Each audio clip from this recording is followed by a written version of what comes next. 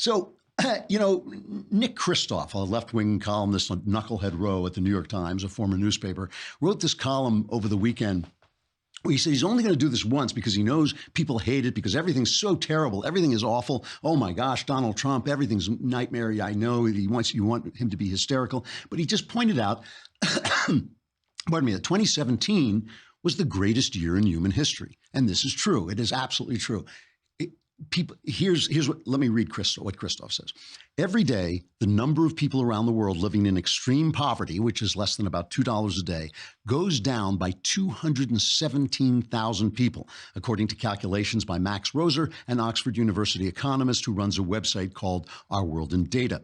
Every day, 325,000 more people gain access to electricity and 300,000 more people gain access to clean drinking water. This is going on every single day, right? And it's a lot of people, and it's important. Obviously, if you're living in America, you don't know what it's like to live without electricity, to live without fresh water. But this is what real poverty looks like in the real world. In America, we don't actually have poverty like that. What we have is people who are mentally ill and nobody's taking care of them, and that's a bad thing. But we don't have poverty like that. I mean, you go to the third world and you will see what poverty looks like. 300,000 people every day who get clean water. This is a big deal. As recently as the 1960s, Kristof goes on, a majority of humans had always been illiterate and lived in extreme poverty. Now, fewer than 15% are illiterate. Fewer than 15% of the people in the world are illiterate. Fewer than 10% live in extreme poverty. In another 15 years, illiteracy and extreme poverty will be mostly gone. This is thousands of generations have gone by, and they're disappearing while you and I sit here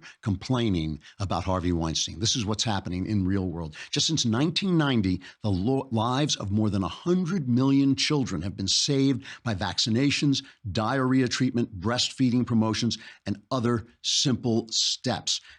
He goes on to say,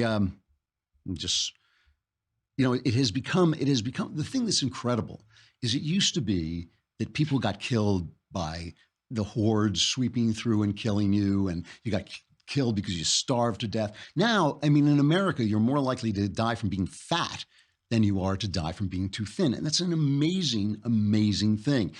And all of this is because of science. It's because of free market capitalism. It's because of the internet and the communications that are improving. People can get educations even in places where the Taliban won't let them go to school. It's an amazing moment that we're living through. And so what is the press covering over the weekend? What is the press talking about?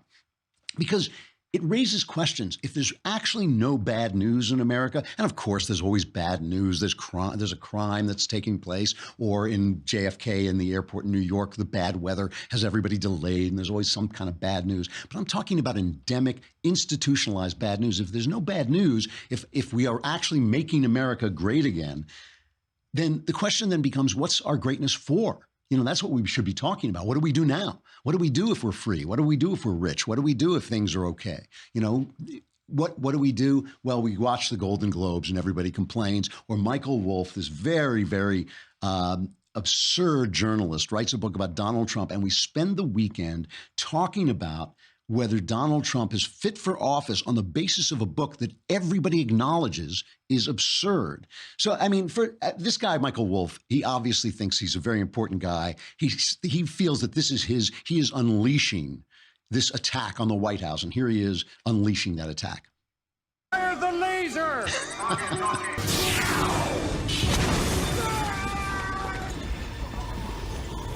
Damage report! Damage report! Left? It's okay. It's all right. Come on. Well, actually, that was just footage from the movie Independence Day, but the real laser would be a lot like that. Yeah. It would be. He looks exactly like Michael Wolff. The resemblance between Michael Wolff and Dr. Evil is bizarre. You never see the two of them at the same place at the same time. But let's look at this. Is this guy? He hangs out and he gets all this gossip and there's all this people saying, "Oh, Trump is stupid. Trump is crazy." And now he's going on and he is going to tell us that Trump is not fit to be president. So I guess this is cut number 7, right? Is Donald Trump fit to be president from everything you've seen? No. Why not?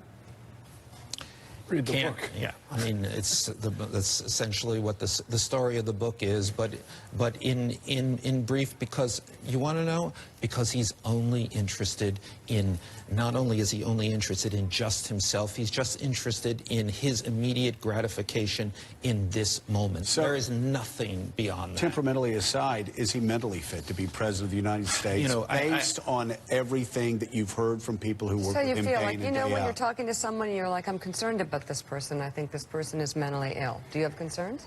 Every time you speak to him, you think this is a wingnut.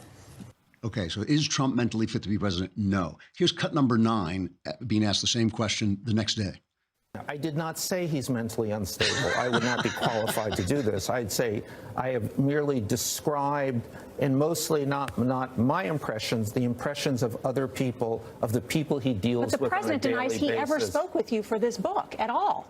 Well, I think he probably had no idea he was speaking to me for this book. When I would meet the president in the White House, we would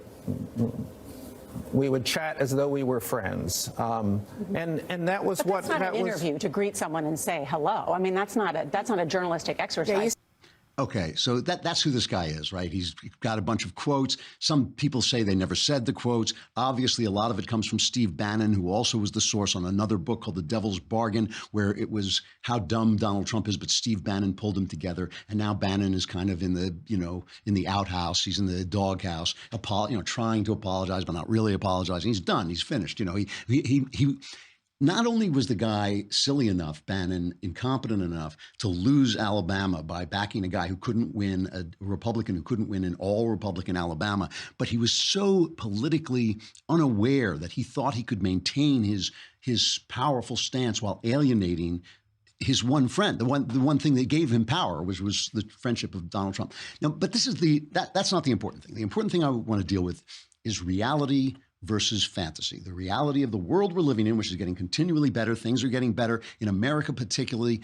The economy is booming. We're really doing quite well. Trump has had a very, very consequential, very successful first year. He's looking forward to kind of more bipartisan stuff. He's making some overtures on the Dreamers and saying, yes, if you'll deal with me on the wall, I'll deal with you on the Dreamers. So he's looking to try and bring the Democrats out from the resistance idea, which I don't think people like. I mean, their donors like it, but I don't think the ordinary people like it. And say, come on, let's get some stuff done together. You like infrastructure. You're always big on infrastructure. Let's do some of that.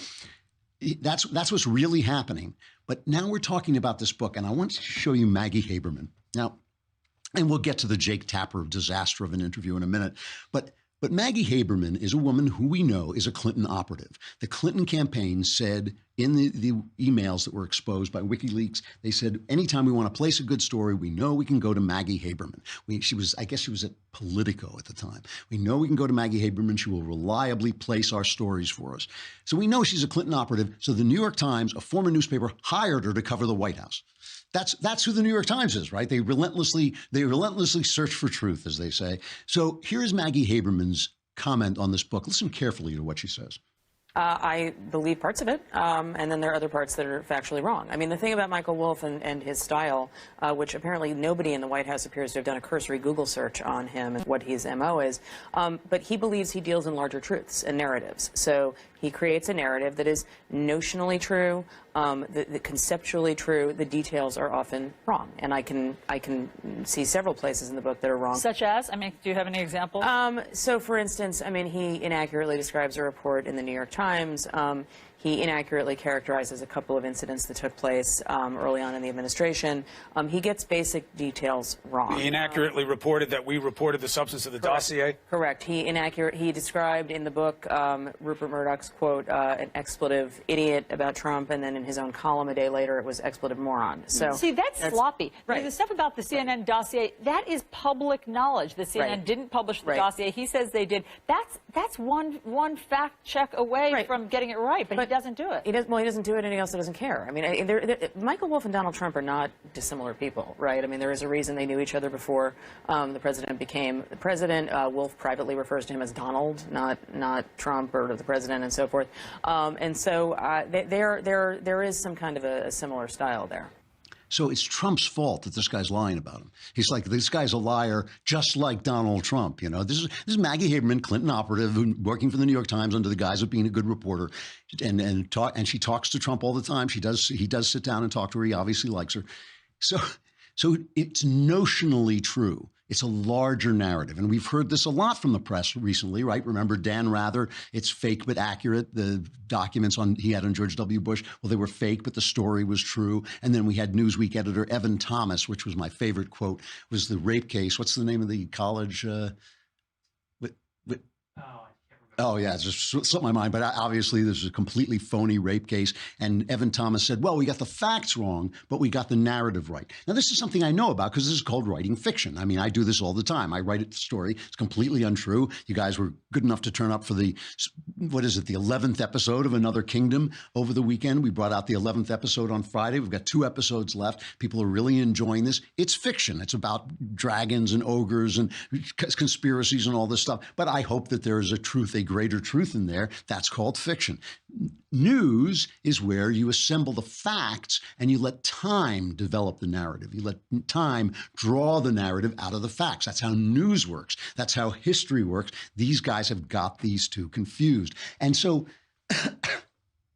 you have this episode with Stephen Miller and Jake Tapper. And Jake Tapper, to me, is like the saddest man in America at this point. Jake Tapper actually used to be a decent journalist. And now he's on CNN, which does nothing all day long but manufacture this narrative. That's all they do. They get things wrong. They apologize. But as long as they're wrong against Donald Trump, it's fine. They get him wrong. It's constant lack of any journalistic credibility, and there's poor Jake. And Jake his ratings are in the toilet. He must wake up every morning and think, what became of me? You know, as he's shaving, like he must look in the mirror and think, what on earth became of Jake Tapper? I used to be somebody, and now I'm sitting here on CNN. So they bring on Stephen Miller, who is essentially this attack dog for Trump. He's very good at it. I always enjoy watching him. He's eloquent and he's informed and he's aggressive and he goes after these people. So he goes on and he's basically saying this is a work of fiction. This has nothing to do with anything. Steve Bannon never had anything to do with the presidency. And Tapper is left in the position of defending this completely dishonest network, CNN, which is now just a 24/7 factory of fake news, so that he's yelling at Stephen Miller, who is obviously a partisan spokesman, right? Don't bring him on if that's not what you want to hear. And so they start yelling at each other, and they claim that they escort Miller out afterwards, that he wouldn't leave the studio, and they escort. I don't know if that's true or not, but the whole thing is that now on CNN, when somebody starts introducing another point of view, this is what happens to him. They cut him off. They shut down, they go to commercial, they throw him out. So it's like, it's not only, they might as well, Jake Tapper and Don Lemon might as well just put their fingers in their ears and whistle Dixie. I'm not going to hear it. I'm not going to hear it. And it's embarrassing. This is an embarrassing exchange between these two grown men. All these so-called political geniuses in Washington, whether it be at the big lobbying firms or the only person who's called himself a genius in the last week is the president. But which happens to be a true statement. Okay. A self-made billionaire who revolutionized reality TV and who has changed the course of our politics. He's watching and he's happy that you said that. But Jake, you can be condescending. I'm not being condescending. I'm trying to get to the point that Steve Bannon. You can be condescending. That was a snide remark. You're sure he's watching and he's happy. Let me tell you something. Why is that your snide? network? You can be as condescending as you want. It's part of your MO. But listen, you can have 24/7. I have no idea why you're attacking me. Well, I'll explain to you. My point I'll is, tell you why I'm attacking you. Steve Bannon, Jake, you can have a 24/7. Push the president's travel ban. He helped pull out. I'm so glad you brought that up because that's one of the fake news items in the book. Stephen, I would happen to know better than you would, Jake, about how the travel ban was written. Steve Bannon didn't push the travel ban. If you would let me, Steve Bannon wasn't right. If you let me ask this question. No, because you get 24 hours of negative anti-Trump hysterical coverage on this network that led in recent weeks to some spectacularly embarrassing false reporting. I think the viewers right now can ascertain who's being hysterical. The viewers are entitled to have 3 months of the truth. Why don't you just give me 3 minutes to tell you the truth about Donald Trump that I know and then all of our campaign staff know? Because it's my show and I don't want to do that. It's my show, and I don't want to do that. So there, and you can take your news and get out of my. This is absurd. It is the fact that they are creating a narrative without any regard to facts makes guys like Miller. I mean, look, I like Miller because he's entertaining. I mean, I'm here to be entertained, so I like Stephen Miller. But it makes him look better in some ways than he is, because anybody, he brought up a substantive issue, the travel ban. What was Bannon's role in it? He won't let him address it. He won't let him address anything. He's the same thing. If you watch Don Lemon now just starts shouting, no, no, no, when anybody points out that Obama was a genuinely bad president. When anybody points it out, Don Lemon just starts shouting and throws you off, throws you off the air. And this is now Jake Tapper, once a journalist, has become Don Lemon. I mean, they've all become, CNN just turns everybody into itself.